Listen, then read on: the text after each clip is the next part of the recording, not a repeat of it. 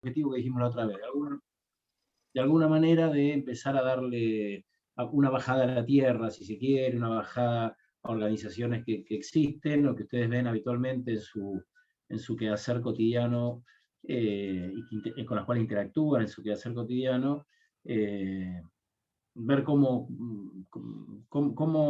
se comportan ante determinadas características o cuáles son en definitiva cómo funcionan sus determinantes de la complejidad organizacional. Básicamente lo que tienen que hacer, ¿cuál es entonces la metodología para la evaluación o para estudiarlas? Bueno, nosotros vamos a ver distintos tipos de organizaciones, vamos a ver empresas, hoy vamos a ver empresas, organismos públicos, bueno, universidad, en el caso de la Universidad de La Plata, que es un organismo público un poco particular, pero es un organismo público, porque es del Estado, es un organismo creado por el Estado.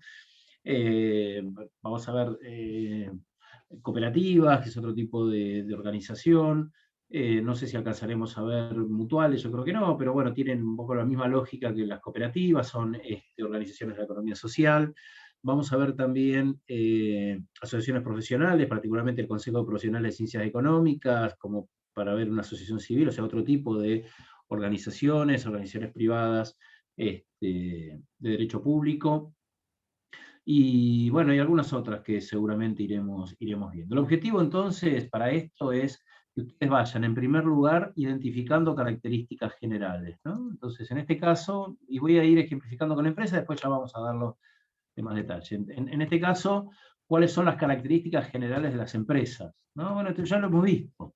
Acá no hay nada nuevo, acuérdense que hemos hablado de que enfrentan mercados competitivos, que tienen capital de riesgo, que normalmente tienen propietarios que pueden ser privados o puede ser el Estado, que hay distintas clasificaciones de empresas, que tienen una finalidad económica o que también tienen una finalidad social, que algunas empresas lo ponen más en juego que en otras, pero en definitiva también las empresas en definitiva existen y sobreviven a partir de la empatía social que tienen y a partir del intercambio que generan con la sociedad. Entonces no pueden no tener una finalidad social en sus actividades. Entonces, eso como características generales de lo que es una empresa, nada nuevo. Después sí, en el caso de las empresas, que hay distintos tipos de empresas, ¿no? Entonces acá sí ya puede aparecer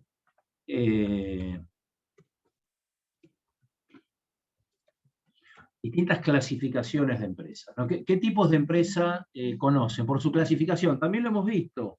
Por ejemplo, según el tamaño, ¿de cuáles se acuerdan? Grandes empresas, Muy bien, pequeñas, medianas, excelente. Pymes, ¿no? Pequeñas y medianas empresas, gran empresa, multinacional. muy bien, la multi, exacto, la multi. Según la propiedad, pueden existir privadas o públicas o mixtas, es una combinación de ambas. Según la actividad, bueno, hay empresas del primer sector, del segundo sector, del tercer sector, según sean extractivas en el caso del primer sector, en el caso del segundo sector que sean productivas, en el caso del tercer sector que sean de servicios, ¿sí? ¿Se acuerdan de esta clasificación? Seguramente todos ya lo hemos visto. Bueno, hay empresas productivas, también con relación a su actividad, otra clasificación, empresas de servicios, empresas familiares, cuando la propiedad es una familia.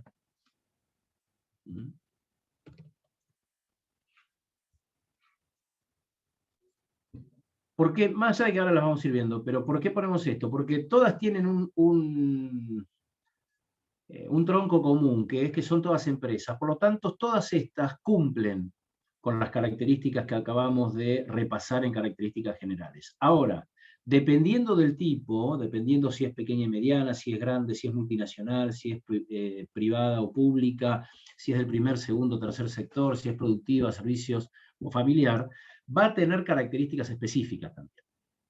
Entonces, una vez analizado y encontrado el tipo de empresa, lo que les queda por desarrollar son características específicas, ese tipo de organización. que si bien tanto una pyme, si bien una pyme es una empresa, al igual que una multinacional, y las dos tienen capital de riesgo, y las dos están en mercados competitivos, y las dos tienen actividad económica, actividad social, indudablemente las características de cada una de ellas, a partir de su tipo, definido por su tamaño, es muy distinta una que la otra. La multinacional tiene características organizacionales propias de su tamaño, de su llegada y de su cobertura en el mundo, que la hacen diferente a lo que es una pequeña y mediana empresa. Entonces, características generales, el tipo de organización de la que se trata. Características específicas es como una especie de subgrupos que surgen a partir de, en este caso, en el caso de ejemplo, distintos tipos de empresas. Y una vez que están definidas esas características específicas, vamos a empezar a describir lo que vimos nosotros como determinantes de la complejidad.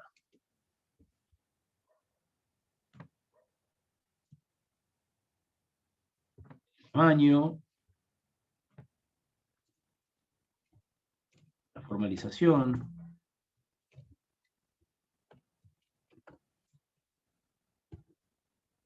la estructura, qué estructura tienen, ¿no? La tecnología que utilizan y el contexto.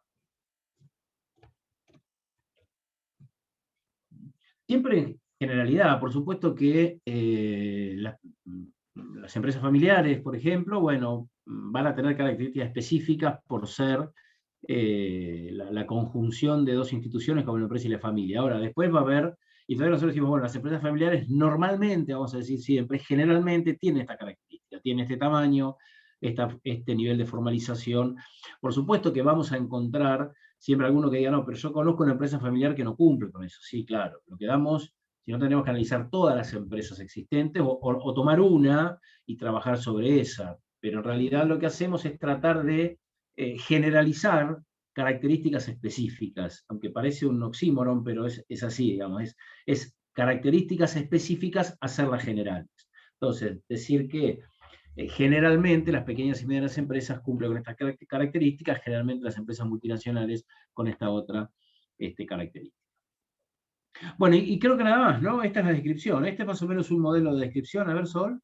Sí, y yo quería agregar, es lo mismo que cuando lo que decía Martín, cuando nosotros dimos, ¿se acuerdan? Áreas funcionales, que dijimos, bueno, a ver, este es el modelo de lo que es una gran empresa productiva, pero nosotros tenemos que tener en cuenta que no todas o sea, va a depender mucho de cada organización o de la empresa que yo esté analizando, cómo son las áreas funcionales. A ver, si tengo una pyme, por más que sea una empresa productiva, no voy a tener el desglose que nosotros vimos en el área de producción o en el área de comercialización. Entonces, esto es como una guía, modelo de lo que es lo más ideal o lo que existe habitualmente.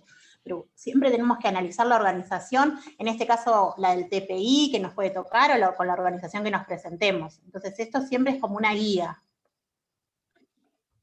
Tal cual, esa es la aplicación. Esto es una guía general de descripción que les va a servir a ustedes para orientarse cuando tengan que hacer una descripción de una organización a pedido.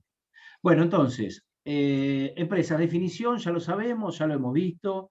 Es un tipo particular de organizaciones que tiene como principal objetivo la venta de algún producto, la elaboración de productos y su comercialización o la prestación de algún servicio, y que por ese producto o por el servicio lo intercambian en el mercado a través de un precio, ¿no? Entonces, esa es la principal característica de empresa. Les decía hace un rato, empresas de todo tipo, de empresas públicas y privadas y mixtas. Ejemplo de empresa pública que conozcan. YPF, aerolíneas. Muy bien, YPF, aerolíneas. Fíjate que ahí ya estamos con dos tipos de empresas. Estamos con empresas de servicio, el caso de Aerolíneas Argentinas, y el caso de YPF como una organización, una empresa pública productiva, ¿no? Entonces, Aerolíneas me parece igual que es mixta ahora. ¿Cómo? Es mixta ahora, me parece. No tengo idea. No está estatizada al 100%.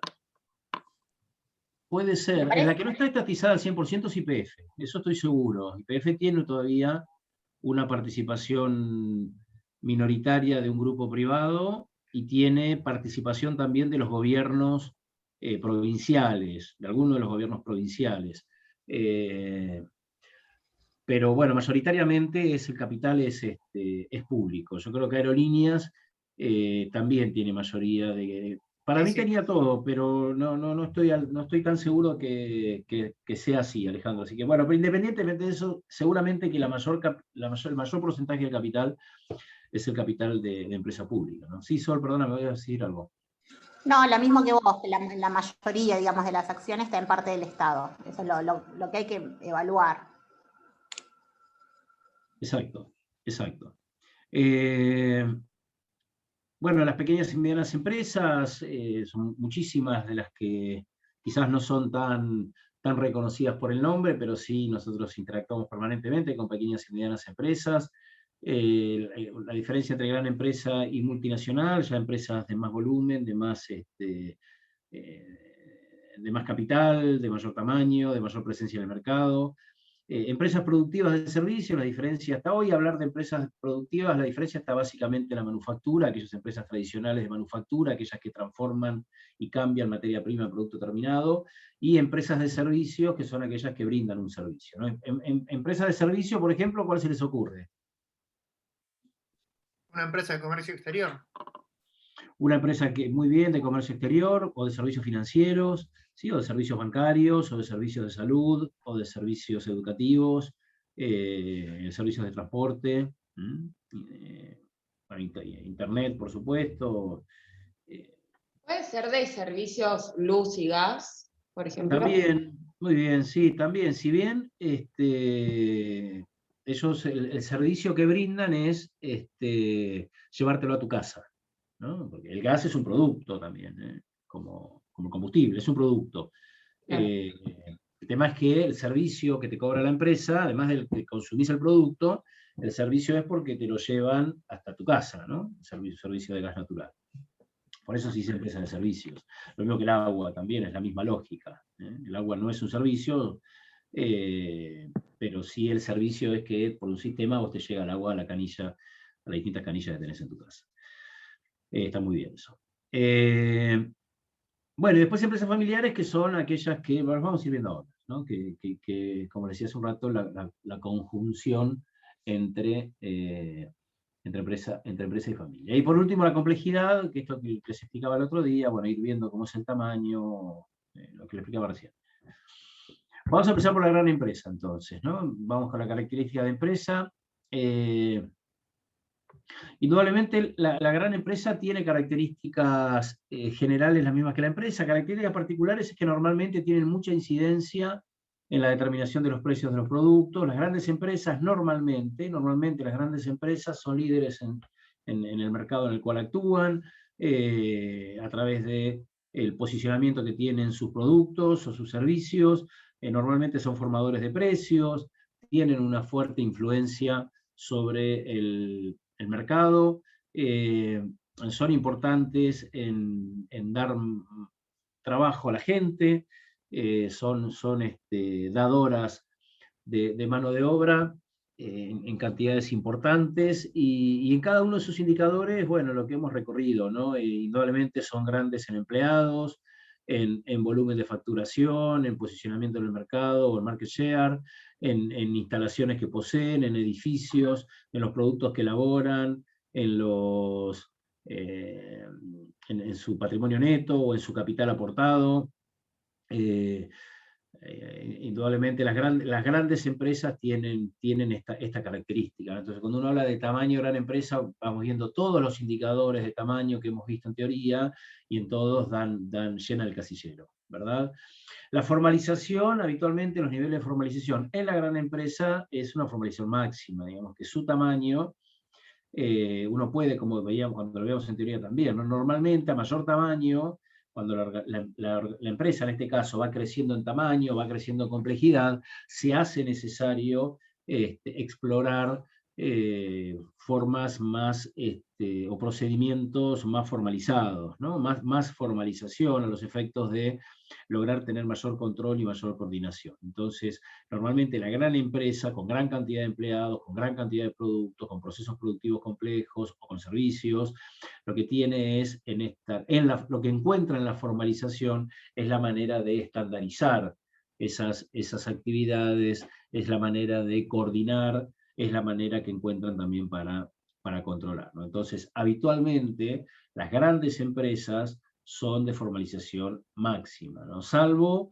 algunas grandes empresas que por su actividad particularmente sean menos formalizadas que otras, ¿no? Si nosotros pensamos, por ejemplo, en una gran consultora, que las hay y grandes, bueno, uno puede pensar que al ser trabajos de consultoría, quizás tiene una estructura más dinámica o más adocrática que lo que puede tener una tradicional empresa productiva metalmecánica, por ejemplo, o automotriz. Entonces, una consultora que tiene distintos proyectos, que termina un proyecto con un cliente y ya tiene otro cliente y cambia otro proyecto y arma otro grupo, entonces hay otro líder de proyecto. Bueno, son estructuras muchas veces más flexibles porque la actividad es flexible. Ahora, habitualmente una gran empresa tiene un alto grado de formalización, ¿no? Esto, y como también vimos en su momento, cuando ustedes analizan el grado de formalización, lo que tienen que analizarlo, más que verlo en toda la organización, hay que verlo en áreas o en sectores de la organización, ¿no? Entonces, hay sectores más formalizados que otros, indudablemente en una gran empresa puede haber sectores más profesionalizados, un alto grado de profesionalización en algunos sectores, y esto hace entonces que el grado de formalización sea menor, ¿no? Imagínense un área por ejemplo, en una gran empresa de servicios, como puede ser, bueno, Carrefour, si bien es una multinacional, pero supóngase Carrefour Argentina, uno puede tener un área de atención al cliente que seguramente esté mucho más profesionalizada que otra área, como puede ser el área administrativa, ¿no? Entonces,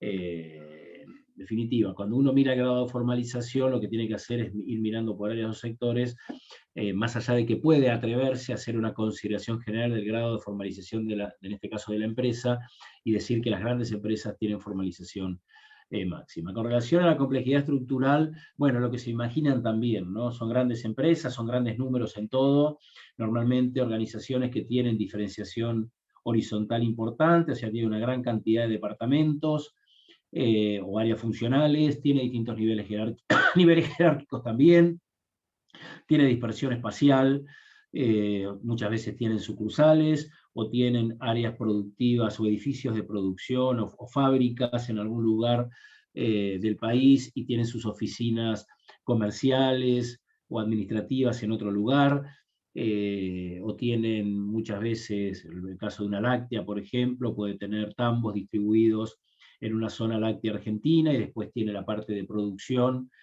cercana al acceso de materia prima, pero después tiene sus oficinas comerciales en el centro de Buenos Aires y distintas actividades.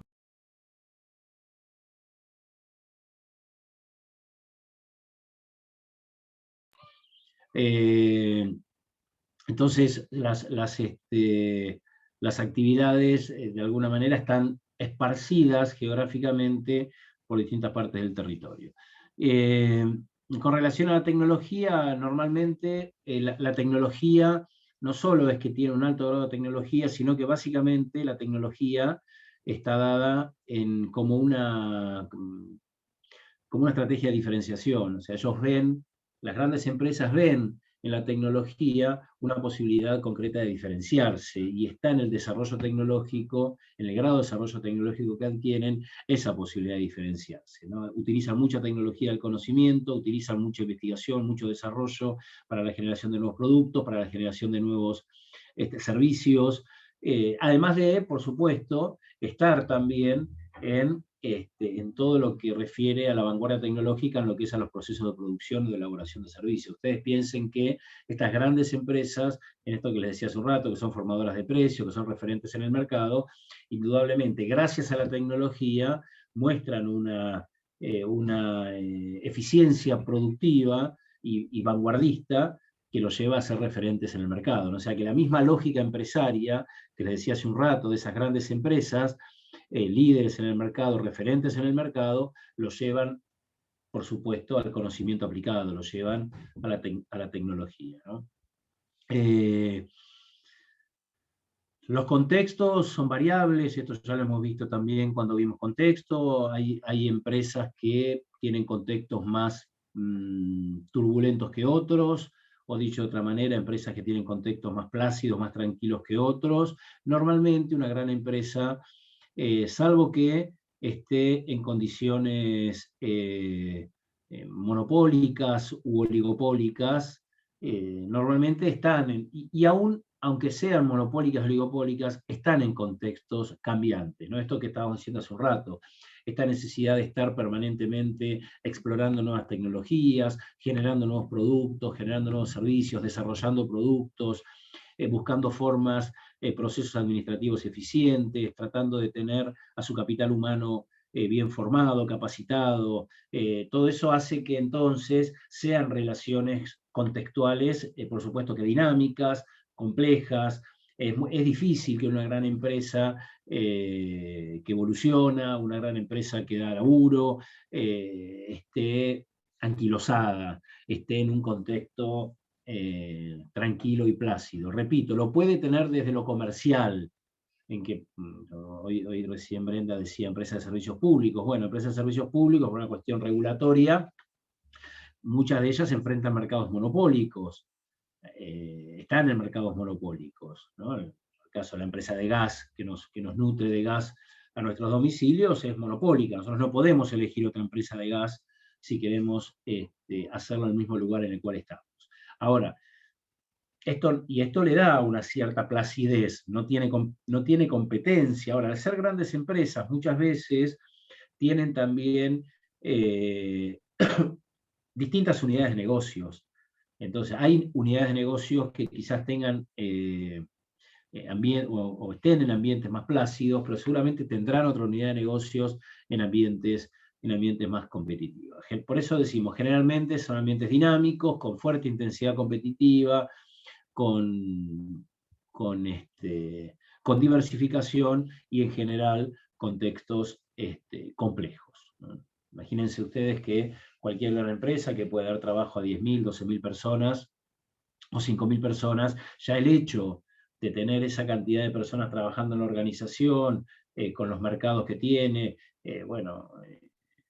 indudablemente esto requiere de un alto conocimiento del contexto, esto requiere de un intercambio permanente con el contexto, ¿no? Vinculación con organizaciones, con universidades, con la competencia, con el Estado, con entidades financieras, con sindicatos, o sea que indudablemente las grandes empresas difícilmente estén en ambientes plácidos o sencillos. ¿Algún ejemplo, alguna duda hasta ahora, algún ejemplo que quieran reforzar? Sol, Mara, no sé si está Lisandro, no lo vi hoy, pero Sol, Mara, si quieren sumar algo. No, está bien, el chat tampoco hay ninguna duda. Muy tranquilo. Bueno, acá vemos un organigrama, ¿no? Esto es un organigrama tipo de lo que es una gran empresa con un área de... Fíjense la departamentalización horizontal, la diferenciación horizontal que tiene,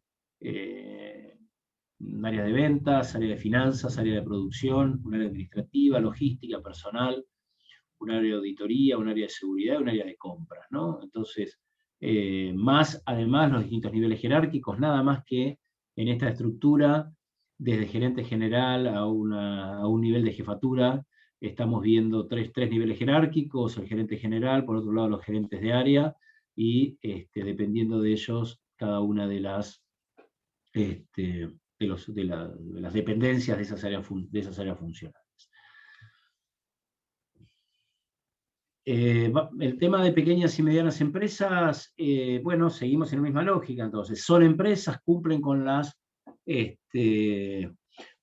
requisitos generales, los requisitos particulares o las características, particulares de las pequeñas y medianas empresas, si bien a nivel micro, a nivel individual, no son grandes dadoras de trabajo, una pequeña empresa, ahora vamos a ver una clasificación por volumen de facturación, que es lo más aproximado para calificar a las pequeñas y medianas empresas, pero para hacer una clasificación rápida de si una empresa es microempresa, empresa mediana o grande, uno puede pegar una rápida mirada a la cantidad de empleados que tiene. Menos de 10 empleados dice que es una microempresa, entre 10 y 50 empleados se puede hablar de pequeña empresa, y entre 50 y hasta 200, 250 o 300, depende del sector en el que se encuentre la empresa, puede llegar a ser considerada una mediana empresa. A partir de los 250, 300, ya ahí en cantidad de empleados es considerada generalmente una gran empresa. Por supuesto que esta clasificación de pymes, que así se la conoce, o MIPYMES, que incluye el término microempresa, lo que busca es establecer en una misma categoría 3 niveles distintos de empresa, que de hecho tampoco tienen las mismas características, pero bueno, uno trata de, en este esfuerzo que decía hace un rato, de generalizar características individuales, ¿no? Entonces, o específicas. Sin embargo, habitualmente se encuentran las pymes que dan trabajo en la región. Les decía, por más que a nivel micro no son importantes o determinantes en la cantidad de trabajo que dan, pero sí a nivel macro, o sea, a nivel conjunto. Cualquier país del mundo desarrollado, Argentina es un caso de ello, no digo desarrollado, también es desarrollo, pero digo, en realidad, cualquier país que tiene una cantidad importante de materia de pequeñas y medianas empresas, dan aproximadamente entre un 70 y un 80% de trabajo a la mano de obra, ¿no? Entonces, son dadoras importantes de mano de obra. Por la enorme cantidad de pymes que hay en cualquier país, repito, más allá que a nivel micro individual dan poco trabajo, en su conjunto terminan dando un porcentaje altísimo de la mano de obra ocupada que tiene un país. Lo mismo pasa con el aporte al Producto Interno Bruto. Tienen también importancia, por más que a nivel micro no son determinantes, pero en su conjunto realmente terminan siendo muy importantes en el aporte al Producto Bruto Interno. Más allá de eso, indudablemente que todo país, toda organización, lo que tiene, organización social, lo que tiene es y ve en las pymes un vehículo, un factor, un vector de crecimiento y de desarrollo importante, ¿no? Por eso hay muchísimas políticas públicas, tanto en nuestro país como en los países de la región, países del mundo en general, que hay políticas públicas de fomento a las pequeñas y medianas empresas, de protección a la pequeña y mediana empresa, de financiamiento a la pequeña y mediana empresa, muchas veces por su tamaño, por no tener una porción de mercado significativa, está desprovista de protección para algunos banquinazos que pega o la economía, o banquinazos que se pega por políticas importadoras o exportadoras. Entonces, normalmente el Estado lo que hace es, a través de estas políticas públicas, bueno, de protegerlas, ¿no? De fomentarlas y de protegerlas. Indudablemente que son importantes para la economía, para el buen funcionamiento económico de un país en cada uno de los sectores económicos que uno analice. En el tamaño, indudablemente, bueno, son pequeñas. Ahí, lógicamente, que no es lo mismo una empresa de 15, que sería pequeña, a una empresa de 220, que sería mediana. Las dos son pymes. Entonces, esto es lo que les digo. Si bien se utiliza el término pyme, normalmente se piensa más en una empresa más cerca de pequeña que más cerca de mediana / grande, cuando se habla de la pyme en general, de la pequeña y mediana empresa. Porque, indudablemente, una empresa con 220, 230 trabajadores, trabajadoras, no, está más cerca de ser una gran empresa y tiene muy poca similitud en su funcionamiento con una de 20, ¿no? Pero bueno, haciendo esta salvedad, normalmente en su tamaño, si bien depende para ser clasificada en micro, pyme o mediana, su tamaño es pequeño, su volumen de facturación lo mismo, el market share en el que participan también, normalmente no son líderes en el mercado, tienen una estrategia de tipo seguidora, o sea, normalmente hay un liderazgo en el mercado que reconocen, y esta pyme es la que lo sigue, la que acompaña, salvo en algunos mercados muy especializados, en algunos sectores muy especializados, en donde muchas veces hay pymes de referencia, que por trabajar en mercados muy específicos, bueno, se destaca, ¿no? Pero habitualmente en todo lo que es consumo masivo, fundamentalmente, las pequeñas y medianas empresas no tienen posiciones de liderazgo, sino que tienen más posiciones de seguidoras de líderes. En cuanto a la formalización, habitualmente son organizaciones con poco desarrollo de normas, formalización mínima. Recuerden siempre que no hay que tienen o no tienen formalización, sino que la formalización es una cuestión de grado, ¿no? Y se manejan entre dos extremos, aquellos que tienen formalización mínima y que tienen formalización máxima. En el caso de la gran empresa que vimos recién es una formalización máxima. En el caso de la pyme, podemos decir que es una formalización más mínima. Por más, repito, insisto con esto, por más que encuentren una pequeña empresa de 15 y una mediana empresa de 220, naturalmente la mediana empresa va a tener un mayor grado de formalización que la pequeña empresa. Ahora, si lo comparamos con una gran empresa de 1.500 empleados o de 5.000 empleados, el grado de formalización es mínima relativamente. Pasa lo mismo con la formalización. El grado de formalización depende también del tipo de empresa, depende de las áreas que analicemos. Normalmente, el grado de profesionalización de una pequeña y mediana empresa es relativamente, absolutamente es pequeño. Lo que pasa es que si uno luego lo relativiza con el tamaño de esa misma organización, puede ser un alto grado de profesionalización. Imagínense una pyme de 15 personas que tenga 5 profesionales, estamos hablando de un porcentaje que está en el orden del 33% de profesionales. Entonces, un grado de profesionalización alto. Sin embargo, a nivel absoluto, como decíamos siempre, a nivel micro, el grado de profesionalización es bajo. Sin embargo, repito, para analizar esto, lo que hay que analizar es cada uno de los sectores. Una pyme generalmente tiene un sector administrativo con un bajo grado de profesionalización y tiene sí un sector técnico que puede tener un mayor grado de profesionalización. Ahora vamos a ver una estructura. La tecnología, si bien uno no puede hablar de que tienen mucha o poca tecnología, hay de todo, la pequeña y mediana empresa no va a su clasificación por el tipo de tecnología, hay pequeñas empresas con muy buen desarrollo tecnológico, hay pequeñas empresas que también desarrollan, investigan, pero naturalmente, si uno lo compara con la gran empresa, naturalmente su aporte en este sentido es menor, por una cuestión de presupuesto, por una cuestión de posicionamiento en el mercado. Sin embargo, pueden tener, y de hecho lo tienen, muchísimas pymes, tienen un muy buen desarrollo tecnológico. El tipo de tecnología a utilizar, lo mismo digo para las grandes, el tipo de tecnología depende del tipo de organización. Fíjense que habíamos dado el ejemplo de YPF, si no es una empresa pública, es una empresa que puede utilizar para muchos de sus productos tecnología continua. Dimos el ejemplo de Aerolíneas Argentinas, una empresa de servicios de transporte, bueno, puede utilizar lo que vimos nosotros como una tecnología de intermediación.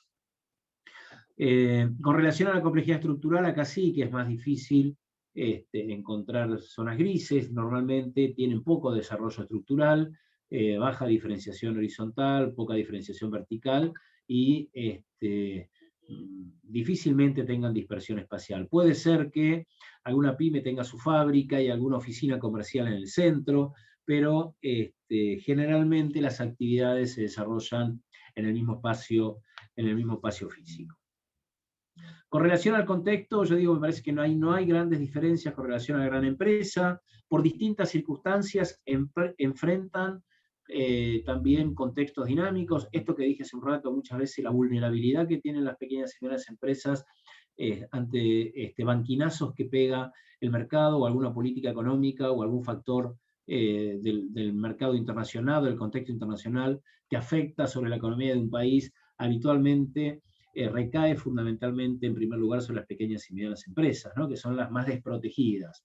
Entonces, esto hace que realmente sus contextos sean dinámicos, ¿no? Y sus contextos turbulentos, además de, por supuesto, situaciones de mercado como cualquier empresa, de intensidad competitiva como cualquier empresa.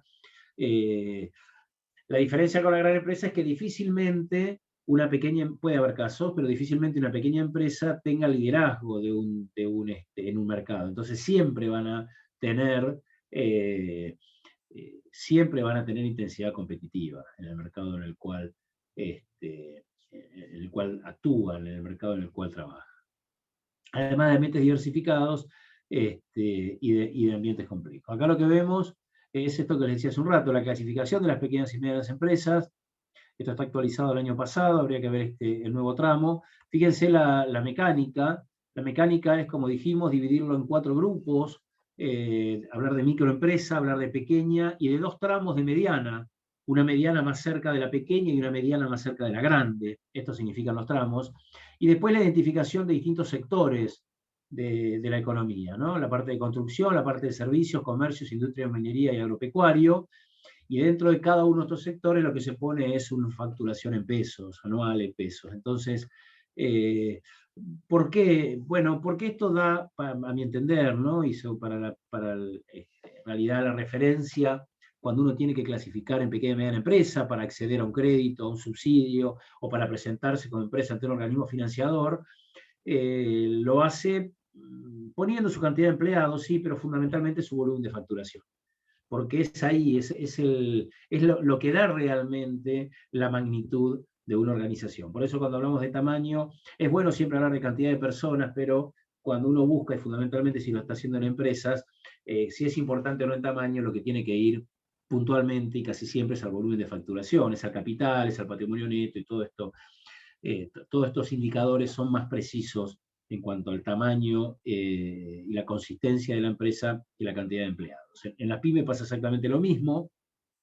Bueno, y fíjense cómo varían los números, y fíjense también, por eso es difícil, como decíamos nosotros, hacer generales cosas que son distintas, ¿no? Fíjense cómo cambia una micro de servicios catalogada en 8.500.000 pesos versus una micro de comercio que está en 30 millones de pesos, ¿no? Entonces, dependiendo del sector de actividad, se va moviendo el indicador en pesos de un lado a otro, ¿no? Y esto se ve en todos, en cada uno de los sectores de la economía, se ve cómo se va modificando la categoría de mediana, por ejemplo, tramo 1, en lo que es construcción, de lo que es comercio, la triplica, ¿de acuerdo? Comercio triplica en este caso. Bueno, dudas ahora cómo venimos. Bien, El chat está así. Entonces, Sí, Lautaro. entonces se puede decir que las pymes son más reactivas mientras que son proactivas, ¿no? Claro, normalmente sí, con la clasificación que hicimos nosotros, en su momento cuando vimos cambio, habitualmente la pyme tiene una estructura más reactiva, en tanto y en cuanto espera las novedades del mercado para ir adaptando. Eso se lo permite fundamentalmente su flexibilidad y, su estrategia, de alguna manera su estrategia muchas veces no es por falta de acceso a tecnología en todo sentido, no la maquinaria. Siempre que hablo de tecnología, difícilmente estoy pensando en maquinaria, estoy pensando en desarrollo de procesos, en desarrollo de materiales, en desarrollo de conocimiento, en definitiva aplicado a un producto o a un servicio. Normalmente espera que este gran trabajo sea realizado por la gran empresa y ellos tienen un rol más seguidor en ese sentido. Ahora, por supuesto que vas a encontrar pequeñas empresas industriales en mercados quizás muy específicos que sean referentes en la fabricación de matricería o en la fabricación de algún elemento que les pueda hacer, de una autoparte. Entonces, uno intenta generalizar cosas que no debería hacerlo, pero bueno, que tiene este objetivo, de que entre todos construyamos una especie de modelo de organización que siempre vas a encontrar en la realidad organizaciones que salgan de esta lógica, ¿no? Por eso nosotros siempre les pedimos, incluso a riesgo de quedar menos precisos y de asumir menor precisión en sus aseveraciones, que sean muy prudentes cuando clasifican estas cosas o cuando califican estas cosas, ¿no? La mayoría generalmente pasa el tamaño, cuando generalmente el tamaño va creciendo, porque siempre van a encontrar casos en donde un mayor tamaño no siempre se condice con un mayor grado de formalización. Y si quieren llevarlo a números, capaz que de cada 10 casos de aumento de tamaño van a encontrar uno que no acompañó ese tamaño con un cambio en la formalización. Estaba alguien en una pregunta con la mano levantada, no sé si era Melanie o alguien había, lo vi con la mano levantada. ¿Puede ser? No, yo puse un pulgarcito para arriba de que estaba todo bien, que estaba entendiendo. Perfecto, gracias, excelente, gracias. Lo vi rápido y no me di cuenta que era el pulgarcito. Bueno, ¿está bien, Lautaro, entonces? Está bien esa aclaración. Sí, sí, gracias.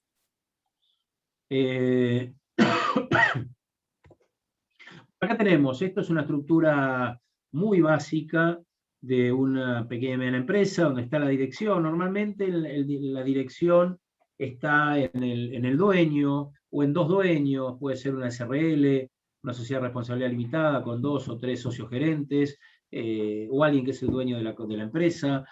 Puede haber un área de producción, generalmente hay un área de producción, porque, bueno, de servicios, depende cuál es el métier de la empresa, pero hay un área básica que se dedica o a la manufactura o a brindar el servicio, y después puede haber, en el caso de acá, esta empresa se llama relaciones comerciales, en el mejor de los casos un área de ventas, y este caso tiene un área de calidad también, ¿no? La evolución habitualmente que tiene la pequeña y mediana empresa es muy común que el dueño esté muy comprometido en la producción, es muy común que el dueño esté comprometido en la elaboración del servicio, o sea que es muy, muy común que el dueño esté comprometido en el corazón, en el core de la empresa, sea producto o sea servicio, o por es una idea de él, o porque él vio una posibilidad como para poder desarrollar una empresa. Y luego el dueño, una vez que empieza esa empresa a tener volumen y a funcionar como pequeña y mediana empresa, bueno, empieza lógicamente a delegar en otras personas la parte de producción, y se encarga muchas veces de vender. Luego también empieza a delegar la venta en algún vendedor y se encarga la parte financiera. Y luego después empieza a delegar también la parte financiera. O sea, a medida que esa empresa va tomando volumen y va aumentando en su volumen de facturación y va aumentando su complejidad, normalmente él o los dueños, que tienen al principio, si quieren, un modelo de gestión más de tipo artesanal, más que son ellos los que llevan el fronting, los que llevan la actividad, bueno, empiezan entonces a ir dándole forma estructural y configuración estructural a la pequeña y mediana empresa. Sin embargo, no hay que pensar en más que esto, ¿no? Y uno dice, bueno, si es una mediana tramo 2, y si es una mediana tramo 2 puede existir una dirección también, y puede existir un área administrativa, un área comercial, un área de producción, y a lo sumo un área financiera, 4 áreas. No van a encontrar una mediana tramo 2 que tenga un área de recursos humanos, un área de sistema, un área comercial, un área de producción, un área de comercialización. Bueno, normalmente ya cuando tienen esa diferenciación estructural, ya están más cerca de una gran empresa que de una pyme, aunque sea micro, pequeña o mediana, en cualquiera de los dos tramos. Bueno, empresas multinacionales, en realidad lo que podemos decir, acá tenemos el organigrama, lo que se puede decir de empresas, esto es Coca-Cola, lo que se puede decir de empresas multinacionales es muy parecido a lo que hemos dado como gran empresa. ¿En qué cambia esencialmente? Bueno, cambia en la esencia de una multinacional que no necesariamente es una gran empresa. ¿Cuál es esa característica esencial que tiene la multinacional que no necesariamente tiene una gran empresa? Se lo pregunto a ustedes. Que tiene acceso a mercados internacionales. Claro, tiene acceso a mercados internacionales, digamos que tiene en el mercado internacional a su negocio principal. ¿Esto cómo lo podemos definir? Bueno, habitualmente una empresa multinacional lo que tiene es una casa matriz, un lugar donde se originó la empresa, y a partir del desarrollo de mercados internacionales va generando unidades productivas en distintos países del mundo. Fíjense que la evolución normalmente de una gran empresa hacia una empresa multinacional, o de una empresa mediana hacia una empresa multinacional, va pasando por distintos niveles, ¿no? Al principio empieza con experiencias de exportación, que puede empezar a exportar sus productos, bueno, exportar los servicios es un poco más complejo eso, pero sí exportar sus productos. Luego quizás puede llegar a alguna alianza comercial con alguna empresa que está radicada en otro país, esa alianza comercial tipo royalty o tipo permiso de comercialización, que lo va acercando cada vez más a los mercados internacionales, ¿no? Hasta llegar al punto que por decisión estratégica ya empieza a fabricar en otro país, pues se va a Brasil a fabricar, o empieza a fabricar en otros países, Entonces ahí ya empieza a tener realmente el volumen como para ser una empresa multinacional. La empresa multinacional tiene que ser, necesariamente, para ser considerada multinacional, tiene que llegar a este último estadio, o sea, a la producción en otros países del mundo, ¿verdad? En varios países del mundo. Después depende, lógicamente, que Coca-Cola, una multinacional que debe tener presencia en la inmensa mayoría de los países del mundo. Ya después va ahí el impacto, la influencia, el grado de influencia que tiene esa multinacional. Como las grandes empresas también son muy influyentes a nivel económico, a nivel social, a nivel político, en dar este trabajo a la gente, en desarrollo de productos, en permitirle a la sociedad el tener acceso a determinados productos, lo que se llama una especie de estandarización, homogeneización de productos, en donde la multinacional lo que provoca es que, más allá de la diferencia entre los países, haya productos que tienen la misma característica en cualquier lugar del mundo donde están. Entonces, más allá de que se permiten tener, por supuesto, diferencias según el país, pero naturalmente hay una línea de productos que son muy similares en todos los países del mundo. Esto pasa, es evidente, por ejemplo, en Coca-Cola, es evidente en McDonald's, en el mercado de consumo masivo, en Unilever, en Procter & Gamble, en la cual es común encontrar el shampoo que uno se lava el pelo aquí, también es el mismo que se puede lavar el pelo en cualquier otro país del mundo, siempre y cuando esté esa multinacional. Y más allá de que haya, por supuesto, repito, dependiendo del país, dependiendo de sus costumbres, sus tradiciones, sus culturas o su posicionamiento económico, puede haber, y hay de hecho, no puede haber, hay de hecho, una familia de productos distinta entre un país y otro. En cuanto al tamaño, bueno, lo mismo que dijimos para la gran empresa, no hay ninguna diferencia. En cuanto a la formalización, lo mismo.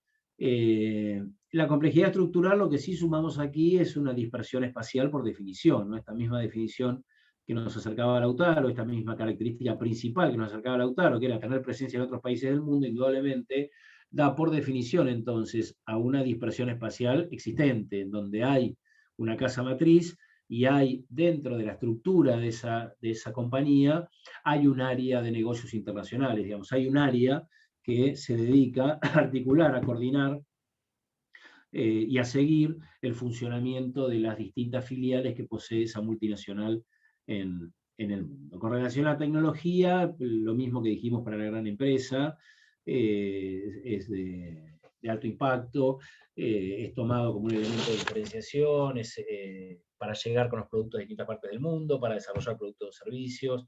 Son referentes de lo comercial, de los recursos humanos, desde la tecnología utilizada también, desde el desarrollo de productos, la investigación y desarrollo de productos, etc. Cuando digo productos, estoy diciendo producto y servicio, ¿verdad? Para no andar siempre diciendo producto y servicio, mando producto y ya. Contextos, por supuesto, contextos muy dinámicos, con intensidad competitiva, diversificados, complejos. Ustedes piensen que el tener presencia en otros países del mundo no solo es una estrategia de las empresas, no solo es una estrategia del empresario o del grupo que es propietario de una multinacional, es también una estrategia muchas veces de la política pública, ¿no? De la importancia, por ejemplo, el trabajo que tiene un embajador de cualquier país en preocuparse y ocuparse por cada una de las empresas de ese país que están radicadas en el país donde se posee la embajada. Entonces, porque son actores políticos, si bien son actores económicos, por supuesto, cualquier empresa, pero también son actores políticos, ¿no? Entonces, cuando habitualmente puede haber algún problema con alguna empresa que está radicada en el país, automáticamente el embajador de ese país toma conocimiento y ya hace un planteo o un pedido de aclaración o cualquier cosa. Digamos que están dentro de la lógica de protección también del poder político de cada uno de esos países. Sí, Brenda, adelante. ¿Estás con alguna pregunta, Brenda?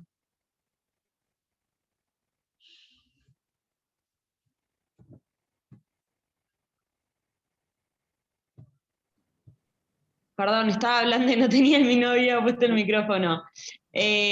Con respecto a lo que es la competencia, ¿es Sí. menor en las grandes empresas que en las medianas? Porque ya tienen un prestigio, ¿no? Es menor, depende la intensidad competitiva, ahora podés medir de muchas maneras. Una de las maneras de medir la intensidad competitiva es por la cantidad de competidores que tenés. Ahora, muchas veces la rivalidad competitiva es muy fuerte. Entonces, yo no diría que es menor la intensidad competitiva. Lo que muchas veces puede pasar es que tiene pocos de su tamaño que compitan con él. Por ejemplo, Unilever, Procter & Gamble. Son los dos referentes en productos de limpieza personal en el mundo. Eso, fíjate en los productos que usás, el 90% por los jabones, o shampoo, o limpieza, o limpieza de ropa, o de detergente. Cualquiera de los productos, o es Procter o es Unilever, poné la firma. Lo mismo en el mercado de las gaseosas, o en la línea Coca, o en la línea Pepsi. Después tenés algunos que son más marginales, marcas marginales, locales marginales, pero entre esas dos tenés el 95% del mercado. Sí. Entonces, ahora, si bien vos decís, bueno, tienen un comportamiento, si querés, duopolio, porque son dos grandes empresas que tienen, sin embargo, entre ellos compiten fuertemente en un puntito más, un puntito menos, es muchos miles de millones el puntito de más que puedan sacarle a su competidor, o el puntito de más que puedan ganar en el mercado. O sea que están muy, muy atentos a la competencia, no solo en términos de mercado, en términos de acceso a tecnología, en términos de desarrollo de productos, en términos de ver quién es el primero que posiciona una marca, muy atentos a ir comprando también empresas pequeñas que les puedan brindar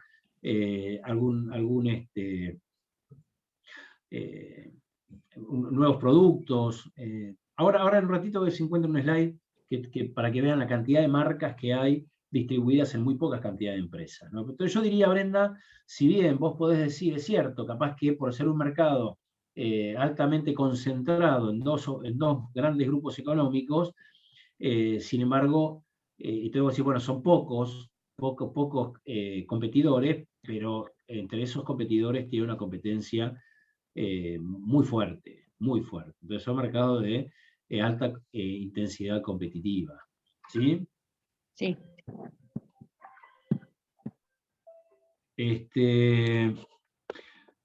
Bueno, acá ven la estructura, la estructura en este caso de Coca-Cola. Lo que quería ver básicamente, fíjense, es, más allá de que es una partecita, pero cómo están después los distintos responsables por zona o área geográfica. En realidad lo ponía por esto, ¿no? Desde Asia-Pacífico, América Latina, Norteamérica. Entonces, es para que vean que existe en cualquier estructura de una multinacional necesariamente una departamentalización por zona o área geográfica. ¿Dudas, preguntas? ¿Aguantan un poquito que todo un poco de aire y seguimos? Sí, dale.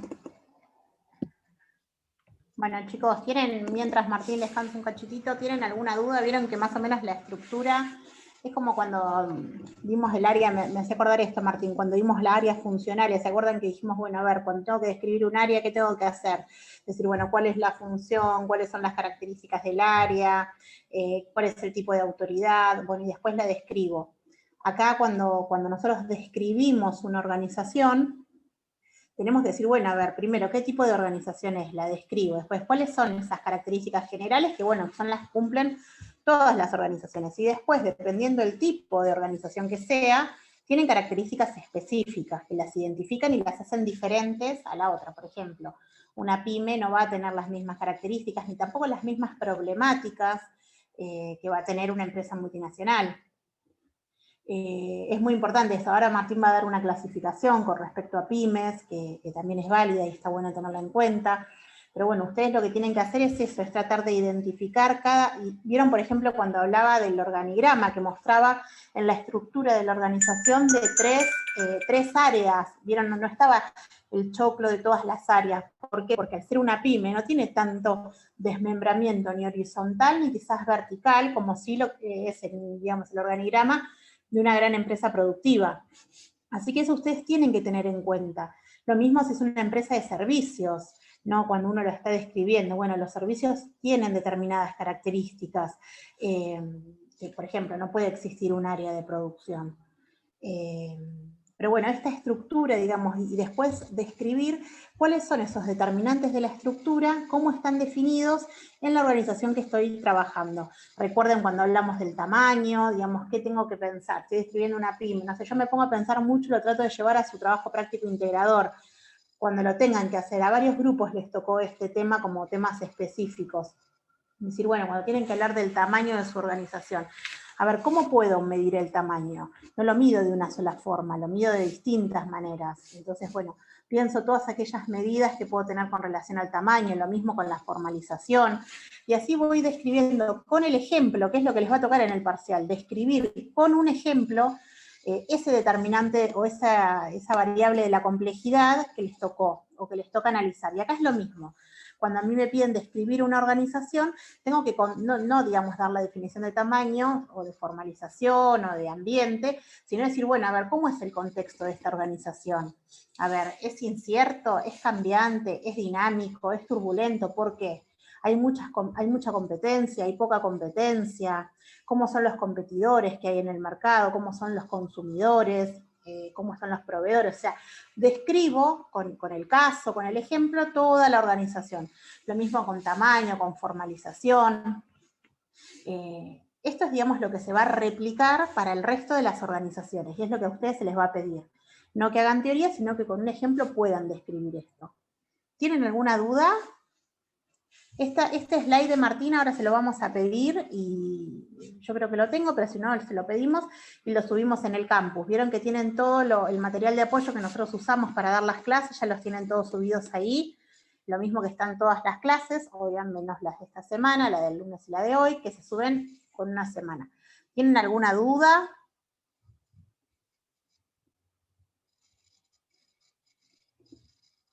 Están callados. Está todo... Sí, tranquilo. Todo detonado. Sí. No son. Bueno, vienen bien entonces. Bueno, vamos a esperar ahí que vuelva Martín y vamos a continuar. Bueno, como, no sé, ¿tienen alguna duda? Me preocupa mucho el trabajo práctico integrador porque estamos recibiendo consultas de pocos grupos. Y la verdad que la respuesta con la primera entrega, las notas no fueron buenas. Nos dimos cuenta que, no sé, falta mucho internalizar. Aprovechen estos días que les queda antes de la entrega final para poder, digamos, sacarse la duda y que la entrega, digamos, esté bien, digamos, sea lo más completa posible.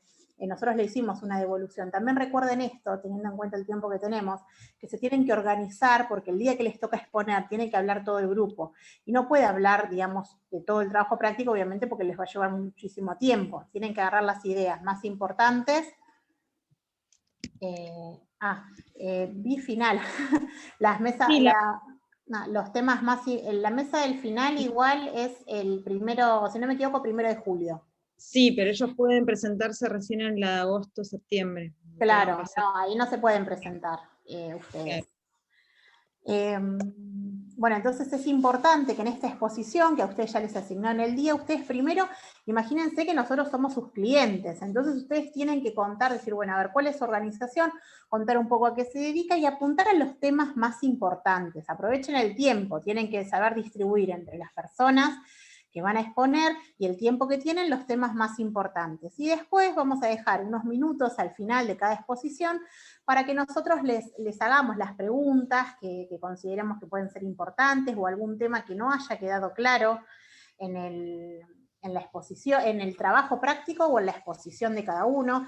O también, bueno, acá empieza a influir el tema de la promoción. Si alguno capaz está en condiciones de poder quizás promocionar, le falta un poco, un poquito, un poco mucho, bueno, podemos acá, en función de cómo expuso, de cómo son los test de lectura, nosotros vamos siguiendo todo esto, y ahí capaz de hacerle alguna pregunta un poco más incisiva, para poder, digamos, definir la situación de ese alumno.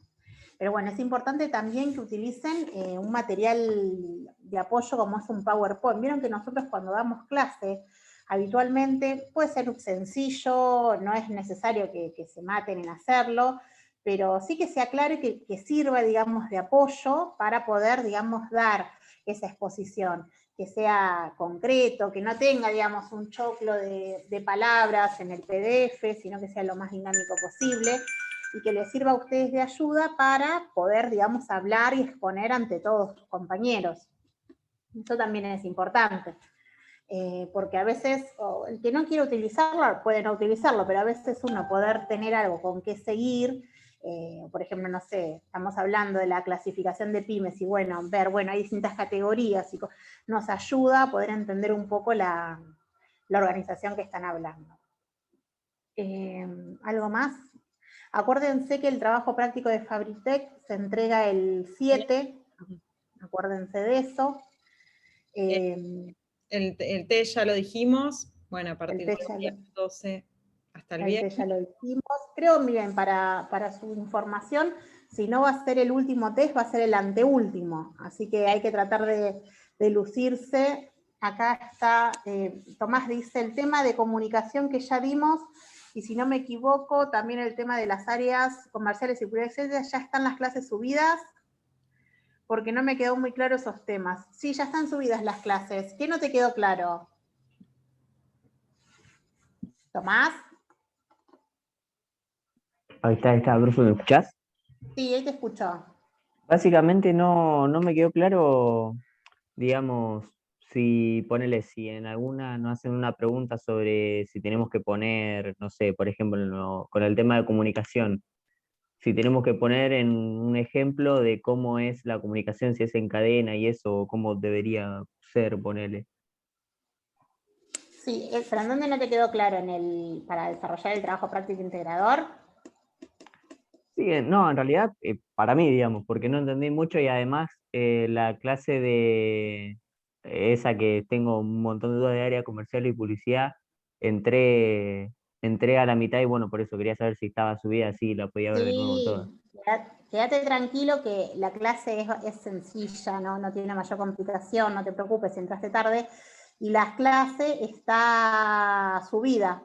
No está subida todavía la del lunes, ¿no? No, la vamos a subir el fin de semana. Igual el fin de semana, vos acordate que los fines de semana se suben las clases de la semana anterior. Así que el lunes vas a tener esa clase para que te puedas apoyar en digamos, con la bibliografía que tenés que estudiar. Yo porque en los test después, no, capaz que me toman eso y no sabía si entraba o no ya. Sí, Iván, quédate tranquilo, pues todas las áreas funcionales son importantes y es una pregunta que sí, que es importante, pero no importa, si entraste a la mitad de la clase, escúchalo tranquilo y cualquier duda que tengas nos puedes consultar. Dale, buenísimo, gracias. Acá están preguntando de la exposición del TPI. Sí. ¿Cuál es la duda? Exposición tenemos que hablar como si nosotros somos la empresa, como si nosotros estamos haciendo un informe para la empresa. No, como si ustedes, claro, ustedes los contrataron de la empresa que ustedes eligieron para hacer un informe y ustedes le van a contar los resultados de todo lo que pudieron investigar a los dueños de la organización. Bien. Bueno, ahí veo que está Martín. Para no desacomodar tanto la clase, sigamos con la teoría, si a vos te parece, Martín, y después si tienen Sí, yo alguna estoy, otra duda. pero dale que yo me pongo al día también, ¿eh? Ah, No, bueno. no tengo problema. Ya no hay, más consultas no hay en el No, chat. está bien, claro, listo.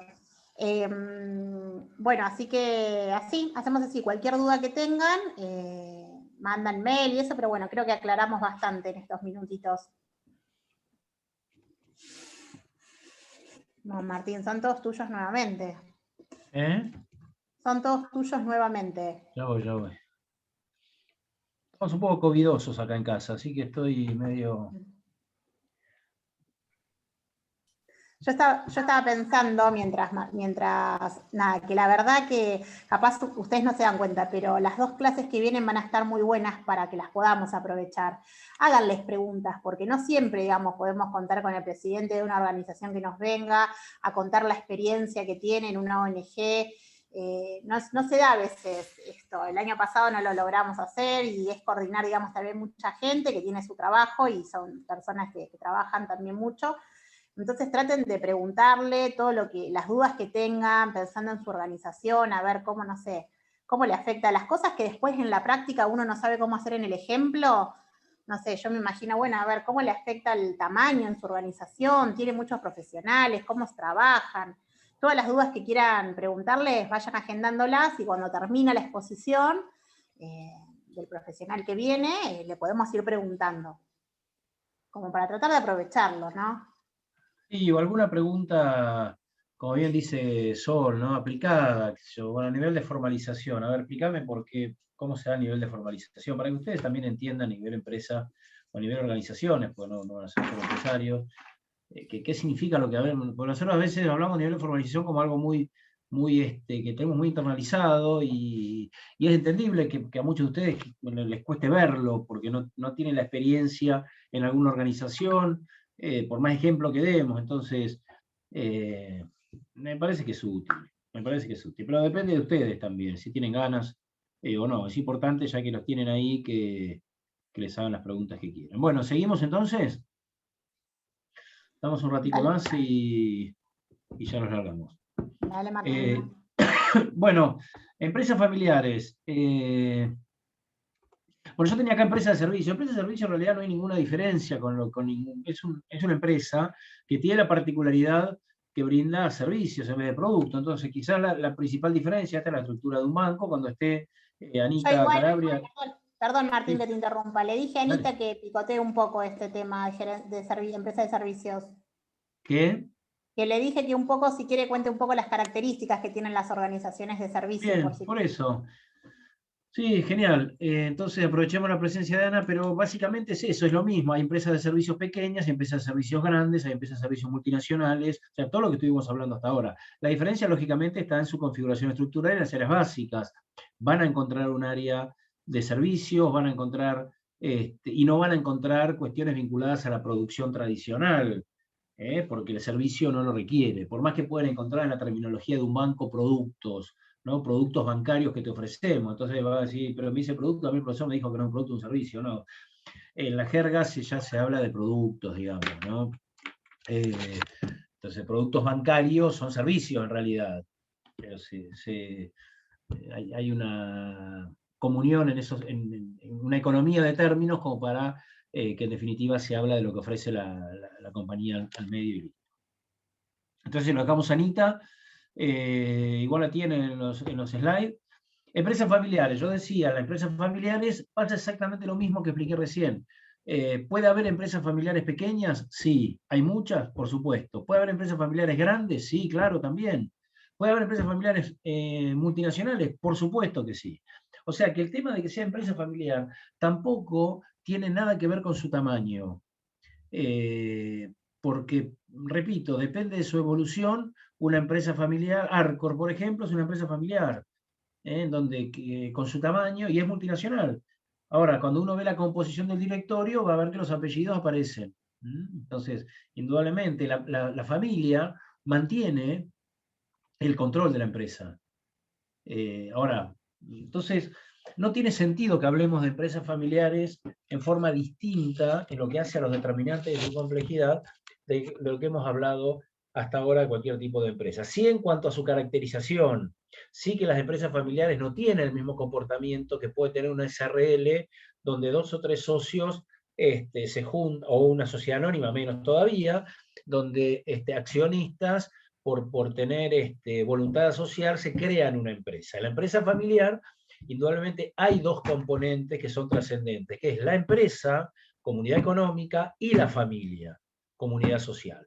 Entonces, naturalmente, esta conjunción entre empresa y familia le da a la empresa familiar determinadas características particulares que no tiene otro tipo de organización. alguno dirá, bueno, yo conozco una pyme. Claro, las pymes, habitualmente las pymes, o las pequeñas empresas, mejor dicho, habitualmente tienen un componente familiar. Es el fundador, el que funda la pequeña empresa, y después, que es la misma característica que tiene la familia, las empresas familiares. Hay alguien que funda la empresa, que crea la empresa, y a partir de ahí puede haber una política de transformar a una empresa familiar o no. ¿En qué se traduce o en dónde se explicita esta política? En la voluntad de que los integrantes de la familia sean los continuadores de esa empresa. Entonces, hay valores, bueno, lo que decimos acá, ¿no? Hay valores que están identificados con la familia, valores empresarios que están identificados con la familia, y naturalmente tienen esta característica. Hay una confusión positiva, en muchos casos, entre valores empresarios y valores familiares, y hay una confusión muchas veces negativa entre la familia y la empresa. Valores negativos les llamo, por ejemplo, a que muchas veces los conflictos empresarios se trasladan a la familia, o viceversa, las familias de la empresa, o los conflictos de la familia, se trasladan a la empresa, ¿no? Muchos empresarios que, luego de que el fundador ha fallecido, entre sus hermanos siguen cogestionando la empresa, llega un momento que las diferencias empresarias o familiares hacen mucho, puede que no, pero puede que sí. Normalmente estas diferencias hacen que tomen la decisión de separarse en la empresa, y esto no siempre es así, pero es habitual que esas mismas diferencias empresarias terminen afectando también la relación familiar. Indudablemente que la característica que tiene la empresa familiar es que, por ser integrante de la familia, y si uno tiene la vocación de continuar con la empresa, automáticamente ya toma un lugar en la empresa, ¿no? Que no siempre es un lugar directivo, al menos al principio. Muchos empresarios de empresas familiares lo que prefieren es que o su hijo, o su familiar, o su sobrino tenga una experiencia desde los niveles más de los niveles operativos, que vaya conociendo la empresa, que vaya conociendo a la gente, pero es parte de un proceso de formación. Esto es lo que entiendan. O sea, no es que lo sientan directamente en la silla del directorio, pero sí es que lo hacen muchas veces recorrer toda la organización, bueno, para que vaya conociendo, con un objetivo a mediano plazo, de que esa persona sea el futuro conductor de la empresa, o que al menos ocupe una posición gerencial importante, ¿no?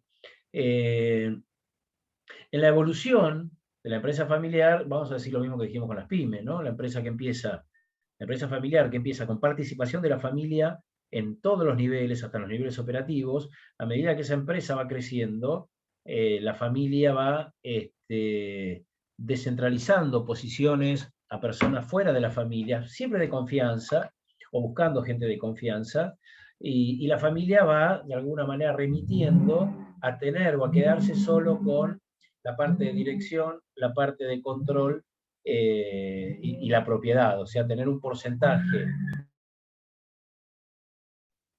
Tengo uno acá que parecía tenía una Ferrari, pasó por acá por la puerta de casa.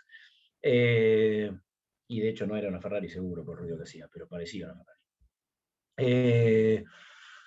Digo que la familia entonces se mantiene la dirección, mantiene el control y mantiene la propiedad. ¿De qué manera? Bueno, preservando un porcentaje mayor al 50%, o estableciendo alianzas familiares que le permita tener en su conjunto esta mayoría para mantener el control de la empresa. Por eso yo digo, como primer gran aprendizaje, no siempre piensen que una empresa familiar es una pyme. No siempre piensen. La mayoría sí, pero hay grandes empresas o empresas multinacionales cuyo control está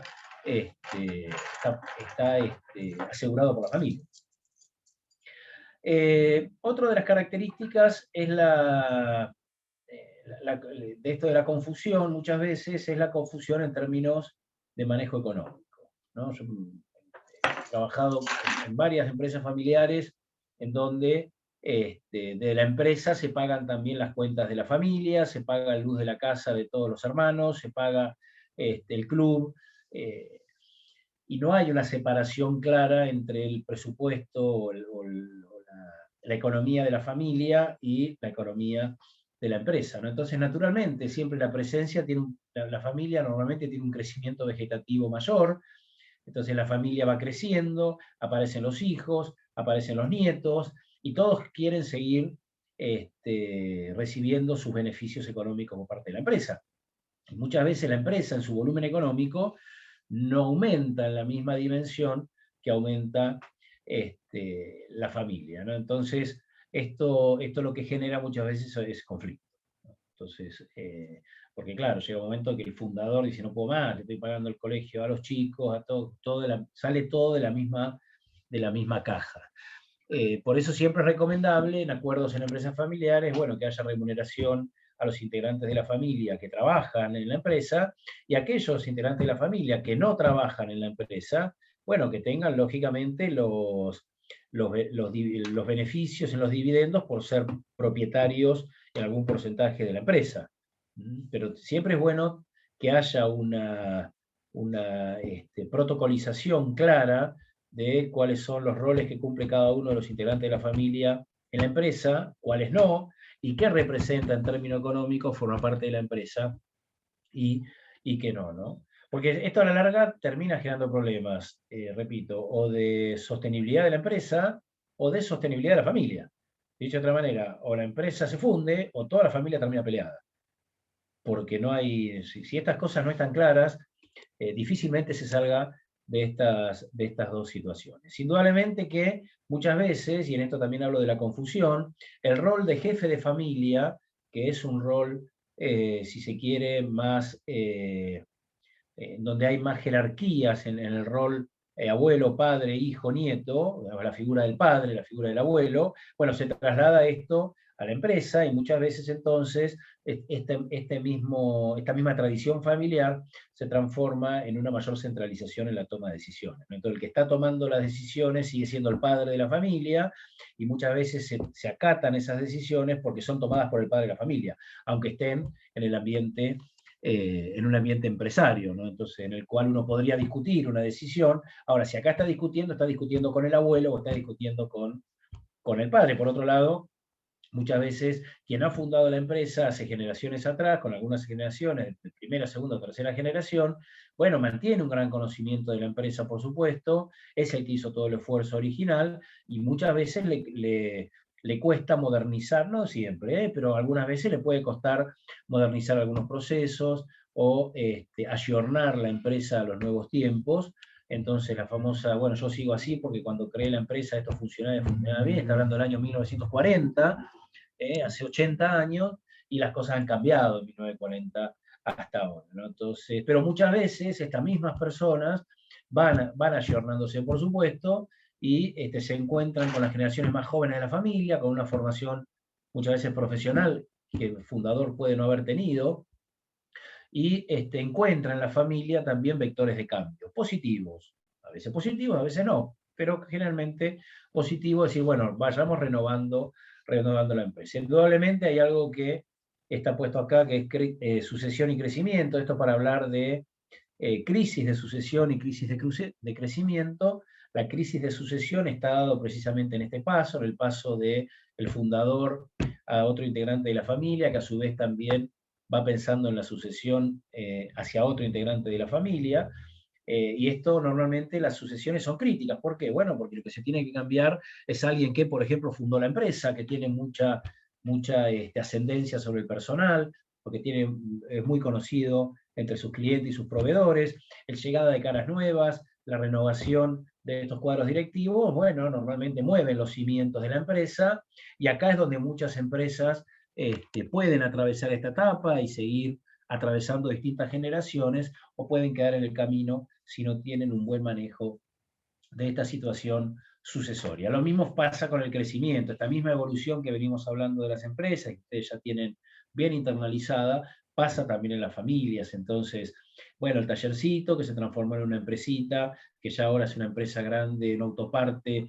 importante, que está pensando ya en asistir a una de las principales terminales de la empresa automotriz, de la industria automotriz. Bueno, esto genera un crecimiento, y muchas veces el dueño pretende, o el fundador pretende seguir manejándose como si siga siendo un tallercito, que tiene sus cosas positivas, pero que también tiene sus cosas negativas, en tanto y en cuanto el crecimiento seguramente empieza a demandar instrumentos, herramientas de gestión administrativa que muchas veces el fundador no tiene, no conoce, porque no puso nunca en práctica.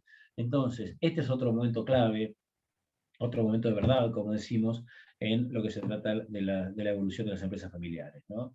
Esas crisis de crecimiento, cómo puede la empresa empezar a canalizar las consecuencias derivadas del crecimiento.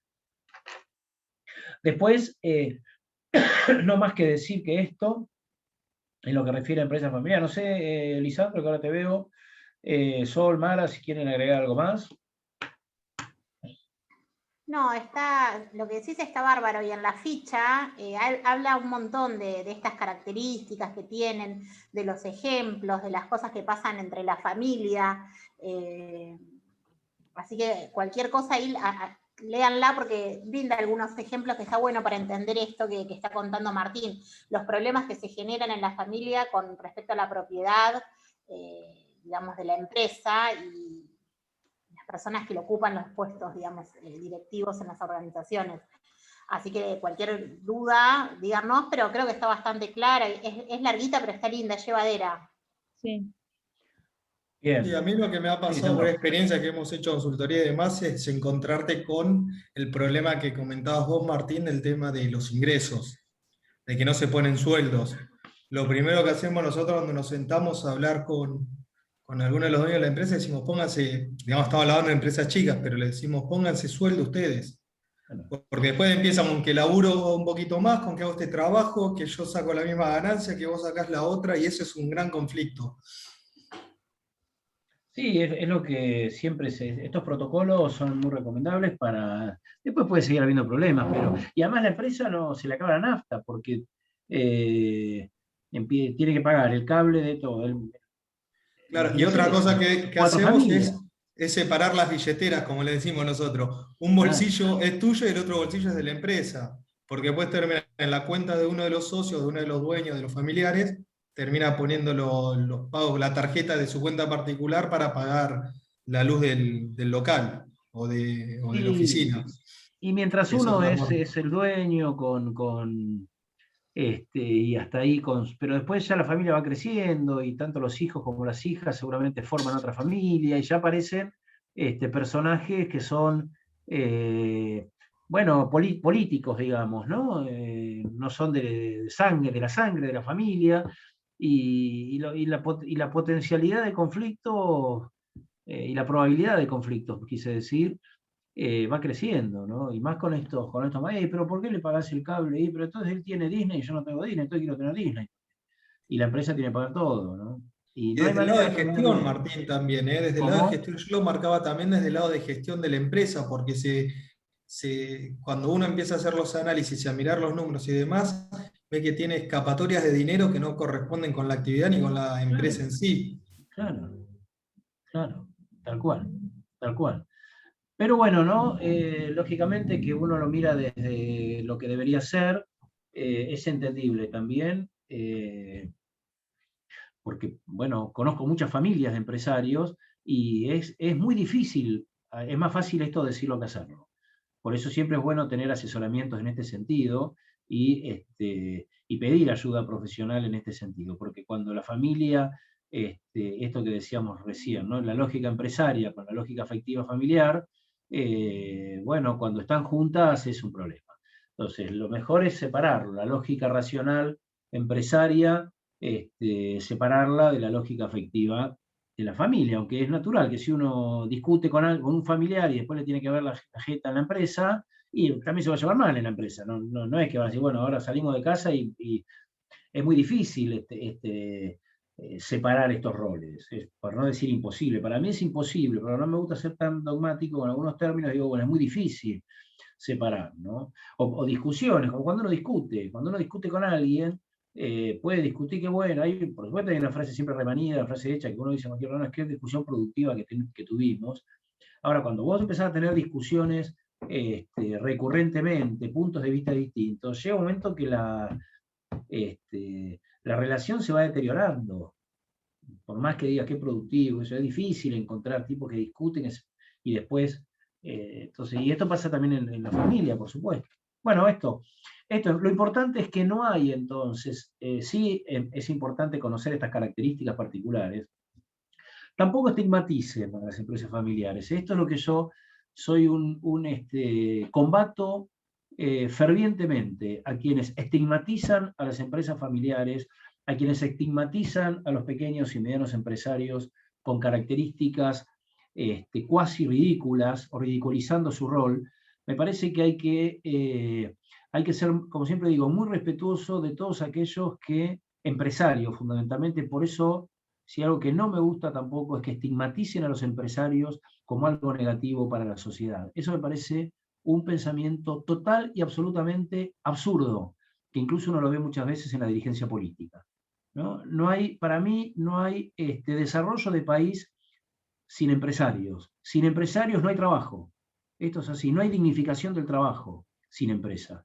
La única manera que un país sale adelante es con un Estado presente, por supuesto, pero con mucho desarrollo empresario.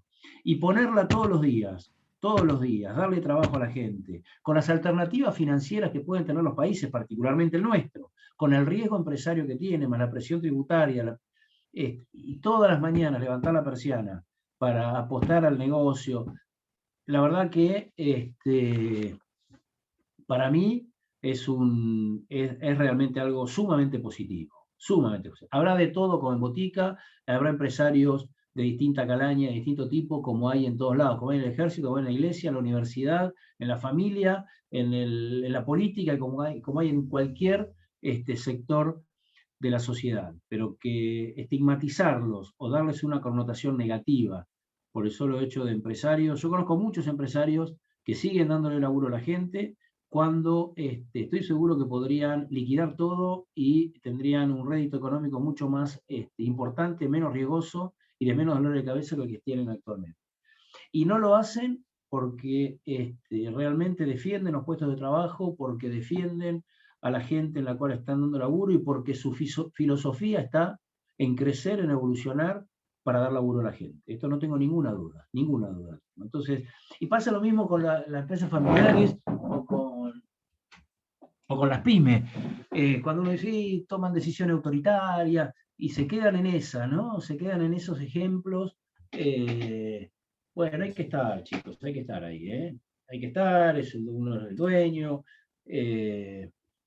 Entonces, me parece que siempre hay que tomar distancia de estos comentarios que normalmente responden más que todo a poco conocimiento de lo que hace un empresario y del rol importante que tiene el empresario, así sea en una pyme, en una gran empresa o en una empresa familiar, ¿no? Bueno, de esto se trata. Me metí en un terreno más de reflexión político, empresaria, económica, pero es lo que pienso, ¿no? Hay una consulta de Tomás Martín. Sí, Tomás, adelante. No, ahí la había puesto por el chat, había puesto también en empresas familiares hay muchos acuerdos informales que después puse acuerdos no, sino relaciones o comunicaciones informales, tipo, ¿puede ser eso? Sí, ahí indudablemente muchas veces la informalidad de la familia la trasladas a la empresa, ¿no? Ahora, esto siempre también está configurado dependiendo del tamaño de la organización. Si ya es una empresa, por ejemplo, Techin es una empresa familiar, puede ser una empresa considerada un grupo familiar. Arcor puede ser considerado un grupo familiar. Ahora, sin embargo, bueno, son grandes empresas con mucho grado de formalización, ¿no? Indudablemente, aquella empresa que ha superado exitosamente estas etapas de sucesión, de crecimiento, yo creo que es porque ha sabido trasladar o priorizar la lógica empresaria a la lógica familiar. Entonces, el hecho de que sean propietarios es una anécdota, que sea la familia dueña es una anécdota. Esto no interfiere negativamente, al menos en forma significativa, sobre el desarrollo, sobre la evolución de la empresa. ¿Está bien, Tomás? Buenísimo, buenísimo, gracias. ¿Seguimos? Dentro de una última cosa que tenía una duda, porque me quedó Bueno, la duda. dale. Lo que dijo Lisandro, porque dijo que cuando fue con esa empresa familiar que no se manejaban con sueldos. Entonces, ¿con qué se manejaban? Retiran, es común. Retiran plata. Retiro como los propietarios, está bien. Claro. Sacan, digamos, ni como propietarios, hay efectivo en la cuenta y por ahí agarran y dicen, bueno, tomás, reparten, informalidad total. Claro, como dice Iván, retiros informales. Retiro, esto no es, te diría que, no te quiero decir es común, pero yo lo he visto, y lo he visto además in situ. Viejo, saco 3.000 que tengo que pagar el seguro del auto. Abre la registradora, manotea 3.000 y va a agarrar el seguro. Y anda a cantar, después anda a acordar. Si fuese eso solo te acordás, pero es eso, más después vino la cuota del club, más el cable. Y es así, entonces se hace muy difícil armar una estructura económico-financiera que a vos te diga dónde está parada la empresa. Entonces, mientras sigue dando. Ahora llega un momento que bueno, a mí me ha pasado hacer análisis económico-financiero en empresas familiares, dice, no da más, no, la empresa no es rentable, dice, ahora, cuando te pones a ver los costos, el 70% son costos de la familia. De la familia me refiero a de la casa de la familia. Entonces, claro, no te va a dar la empresa, si estás bancando, estás manteniendo 4 familias. Tenés que tener una empresa, ya tener una empresa que banques una familia es meritorio. Vos pretendés que por la misma empresa pagues a 4 familias, que además no tienen noción tampoco de la rentabilidad. ¿De qué? De la rentabilidad muchas veces no tienen por qué No, y estar... además no tienen noción de su economía familiar, porque siempre, esto es muy sencillo. Yo cobro el sueldo, pago sé lo que tengo que pagar, lo pago y vivo con lo que me queda. Pero fundamentalmente sé cuánto gana, sé los gastos que tengo y sé con cuánto puedo vivir. Si yo no sé cuánto gano, entonces es un flujo permanente. Entonces nunca puedo determinar cuánto tengo, cuánto no tengo. Voy gastando y dale, vamos, que va así, andá a sacar plata de la empresa, y dale. Entonces, claro, así se desploman después, porque se cae la empresa, empieza a teclear, y conjunto se cae la empresa, se cae la familia, porque chao, se acabó todo, ¿no? Capaz que estoy exagerando un poco, pero no crean que tanto. Es lo que decía Lisandro, pero es así, Lautaro, retiran.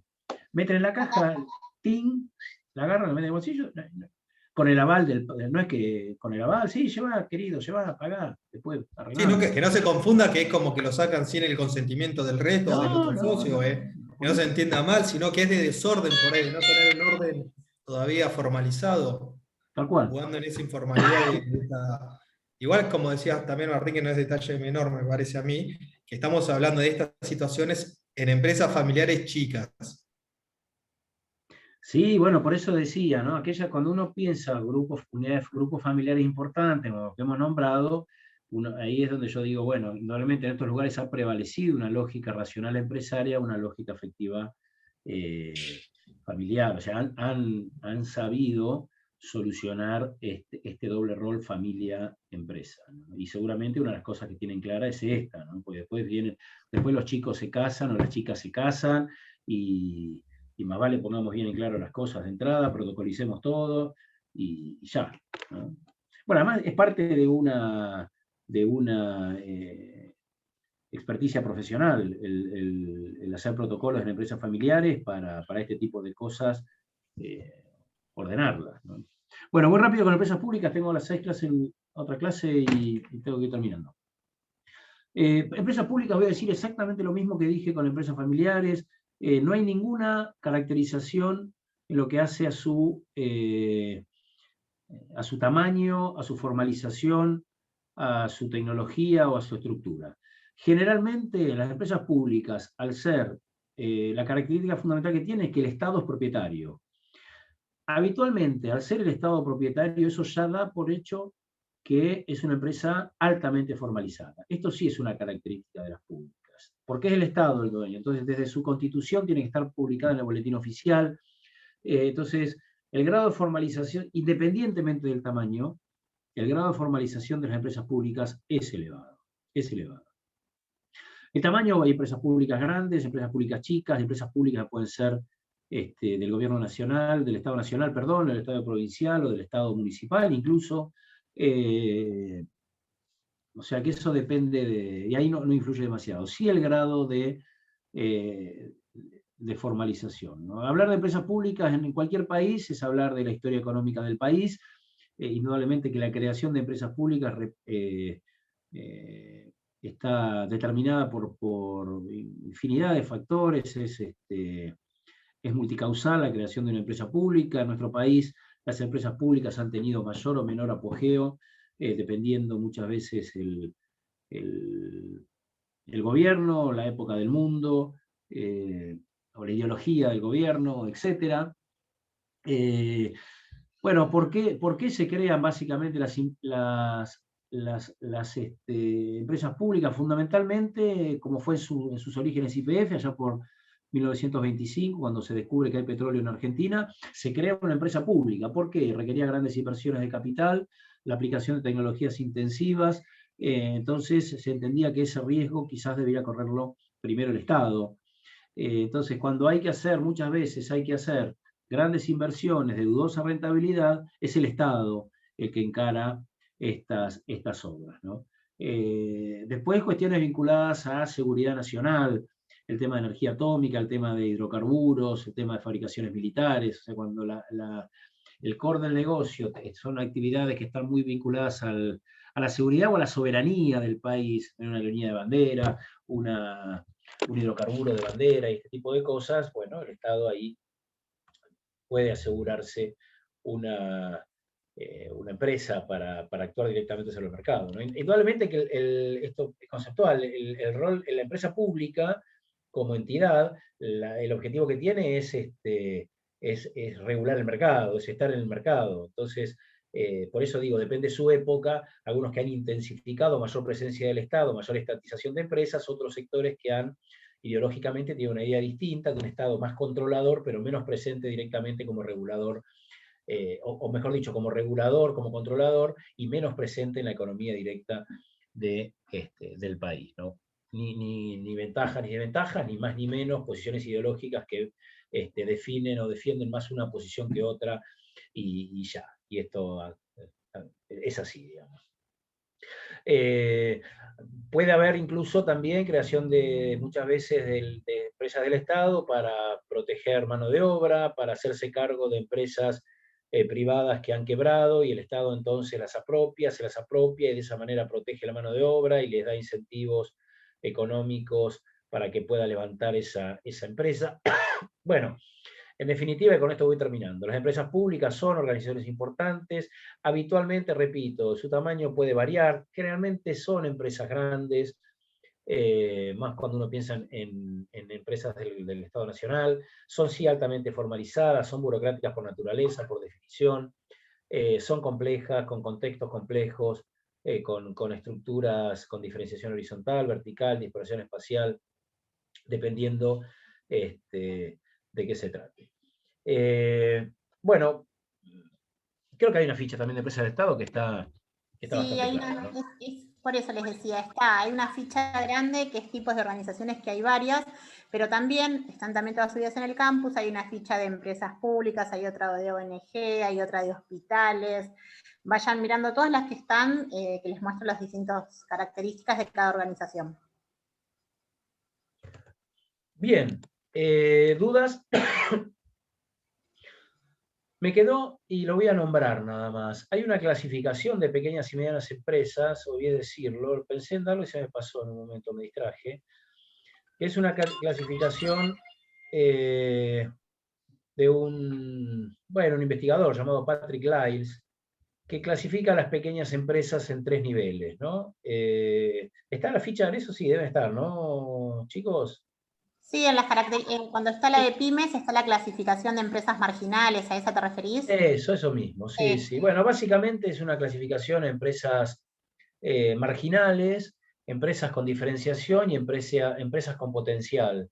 Las empresas marginales son aquellas que difícilmente sobrevivan porque no desarrollan un elemento diferenciador, digamos, en estrategia empresaria, ¿no? Qué sé yo, entonces, bueno, normalmente son emprendimientos de baja inversión, de bajo riesgo, y como todo emprendimiento de baja inversión y bajo riesgo, bueno, poca posibilidad de rentabilidad, ¿no? Entonces, bueno, muchos de estos emprendimientos que pueden aparecer, yo recuerdo en la ciudad de La Plata, en una época, se habían puesto de moda la venta de pollo, como llamamos los platenses, las pollajerías, y que bueno, era relativamente sencillo, era alquilar un local, armar una parrilla grande, contratar un parrillero en el mejor de los casos, y bueno, y después lógicamente, muchas fueron quedando en el camino, era baja inversión, bajo riesgo, y muchas fueron quedando en el camino, bueno, porque el mercado no podía absorber la enorme, cómo la oferta había crecido, ¿no? En cambio, la diferenciación son aquellas empresas que han logrado un poco salir de ese concepto de marginalidad y han creado o han agregado un elemento diferenciador que la distingue. Entonces, eso les ha permitido diferenciarse, eso les ha permitido subsistir en el mercado. Y por último, el tercer nivel que pone el IELTS son aquellas con potencial, es cuando una empresa o un emprendimiento, descubre algún elemento novedoso, ya sea por aplicación de tecnología, ya sea por inversión, descubre algún elemento novedoso que le permite desarrollar un nuevo producto, un nuevo servicio, con la expectativa de que esto pueda ser vendido a algún inversionista que le interese el producto, a alguna empresa que pueda comprarlo, o para desarrollar su propia empresa. Básicamente, esta clasificación, más allá de los nombres, de lo que habla es de a empresas con una tasa de mortalidad alta, que son aquellas marginales, repito, característica fundamental, poca inversión, poco riesgo, mucha posibilidad de ser copiados e imitados, versus aquellas que llegan a niveles de especialización más altos, de exclusividad en el desarrollo de algún producto o servicio, y esta misma exclusividad le da una protección y aventura, al menos aventura, un promisorio futuro empresario. Profe, ¿te hago una consulta? Sí, adelante, Juan Pablo, cómo no. Esas que dijiste que tienen potencial, ¿ahí se pueden clasificar también las startups o no? Bueno, el startup, en realidad, sí, el startup es un momento, ¿no? Es el inicio de un emprendimiento. Después hay que ver si, como bien vos decís, si de la gestión empresaria se consolida como empresa, el startup, ¿no? Indudablemente que está muy bien que vos lo pongas como potencial, porque, bueno, está orientado, generalmente un startup está orientado en algo novedoso, en algo que no está. Ahora hay que ver después si eso novedoso o algo que no está, tiene justificación desde el mercado, o es novedoso y no está porque no tiene justificación desde el mercado. Esa es la gran duda siempre. Cuando a uno se le ocurre algo, lo primero que piensa es ¿por qué no se le habrá ocurrido a otro? Y la diferencia entre un emprendedor y uno que no lo somos es que seguramente el emprendedor piensa que no se le ocurre a otro porque se me ocurrió a mí y va a funcionar. Mientras que los que no somos emprendedores dicen no se le ocurrió a otro porque no va a funcionar, entonces no lo hago. Pero sí, es el startup conceptualmente. Entonces decís, bueno, ahora después tenés que ponerlo a rodar. Está la novedad productiva, está la novedad o de servicio, tenés que ponerlo a rodar a ver si el mercado realmente lo absorbe, ¿no? Lo acepta, quise decir, perdón. Está muy bien, Juan Pablo. Después preguntaron, Martín, la diferencia entre transnacional y multinacional acá en el chat. Hay una diferencia, y para mí está un poco de modé esa diferencia. Yo digo, por si alguna vez se lo pregunta a alguno y se pone medio quisquilloso con eso, básicamente la diferencia que puede existir es que cuando hablas de multinacional hablas de representante de más de un país en el capital de la empresa. Mientras que transnacional hablas de capitales de un país. O sea, la empresa es la misma, el concepto es el mismo, tienen presencia en varios países del mundo, la diferencia está en la constitución del capital. En realidad me preguntan ahora, y para mí es una cosa totalmente decimonónica, siglo XIX, que no tiene ninguna aplicación real. Hoy no sabemos ni quiénes son los dueños de las empresas, mucho menos hay países atrás. Esta es una concepción más tradicional de las multinacionales. Pero como siempre pueden encontrar alguno que se lo pregunta, y está bien que se lo pregunte. Tengan en cuenta eso, muchos capitales forman parte de la empresa de distintos países. Por ejemplo, Shell, que tiene capitales británicos, capitales holandeses. De una multinacional. Transnacional, Ford. estadounidense, tiene capitales nada más, capitales estadounidenses. Pero hoy todo esto es tan dinámico y son tan complejas las corporaciones empresarias que la verdad que es para mí una clasificación que es del siglo XIX. Pero bueno, nada, es una opinión muy personal, una apreciación personal. Pero te quedó clara igual la diferencia, la explico la diferencia, pero también tengo el orgullo de decirles, chicos, chicas, esto corresponde al siglo XIX. Lo digo en sentido figurado del siglo XIX, ¿no? Es viejo, esto es viejo. ¿Alguna otra duda? Ahora bien, yo tenía una duda entre lo que explicaste recién, las empresas diferenciadas y con potencial, porque estas, para que sea calificada con potencial, tiene que crear algo que previamente no haya estado, por ejemplo, no sé, un nuevo producto, que es lo que pasa, ¿no? o algo nuevo, que es lo que pasa constantemente con las startups, como decían, que crean una nueva app. O tiene que ser alguna característica que no esté presente en el mercado actual, por ejemplo. Puede ser que yo digo, bueno, soy una empresa con potencial porque este producto yo lo vendo de color rojo y literalmente nadie en mi mercado en todo el país lo vende de color rojo. O soy una empresa diferenciada o con potencial, porque si yo me voy a Australia, por ejemplo, sí me encuentro con que lo vende de color rojo. Sí, está muy bien la duda, no son tan marcadas las diferencias entre uno y otro. Sí, yo estoy convencido que cuando vos podés tener en un mercado, podés encontrarle elementos diferenciadores a tu producto o a tu servicio. Por ejemplo, una fabricación artesanal, y voy a la cerveza, por ejemplo, ¿no? Vos podés tener una fabricación artesanal de cerveza, podés sumarle alguna diferenciación en el packaging, algún producto, podés sumarle alguna característica, pero que vas, o podés diferenciarte en atención, en buen servicio, ¿me seguís?